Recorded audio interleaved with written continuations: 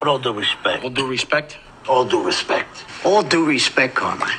With all due love and respect. All due respect, but this is bullshit.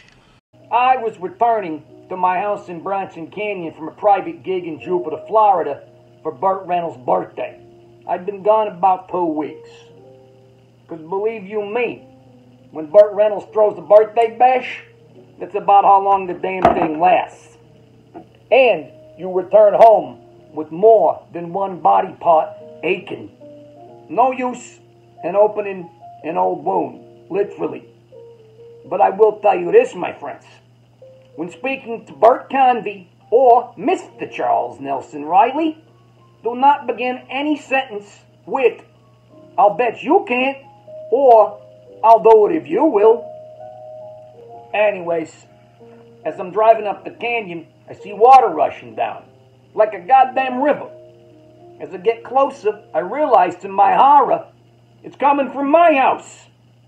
Thankfully, the brave men of the fire department and the water department were trying to contain the lake that used to be my friggin' pool.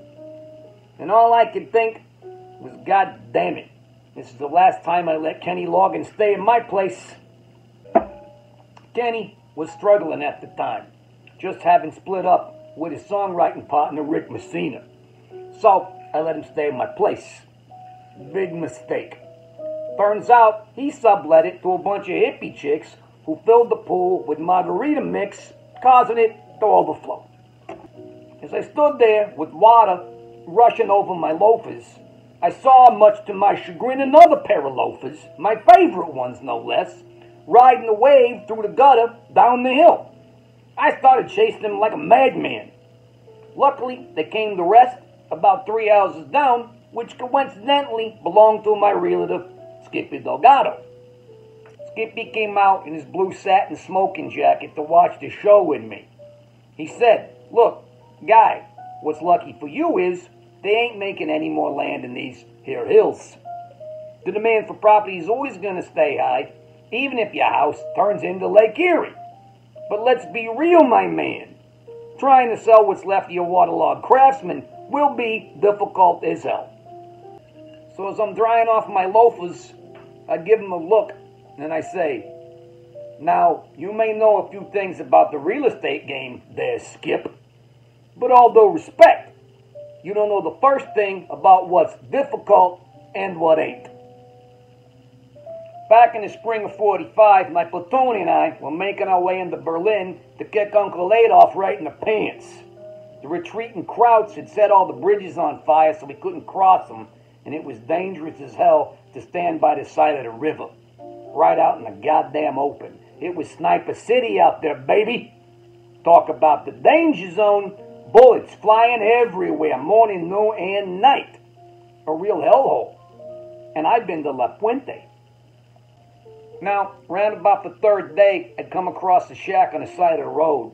Nothing of interest in there, particularly. Certainly no sign of a spare bridge.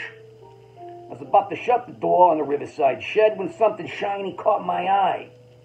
I looked closer and discovered a box of, I shit you not, metal taps, like the tap shoes. I had a brilliant idea. I took 4 of those taps, nailed them to the bottom of my Army-issued boots, climbed up on the turret of a Sherman tank, and proceeded to put on a spellbinding, absolute honey of a tap dancing recital for all to see, right out in the open. I did my old routine from before the war. All the favorites. I started off with Alabama Rag, then worked my way into the Pennsylvania Land Grab. By the time I got to the middle part of Upstairs Downstairs, I had the crowd roaring, Yanks and Germans alike. For one beautiful moment, I brought peace to the earth, all on account of my dancing. Now, I say to you, with all due respect, Skippy Delgado, that is difficult.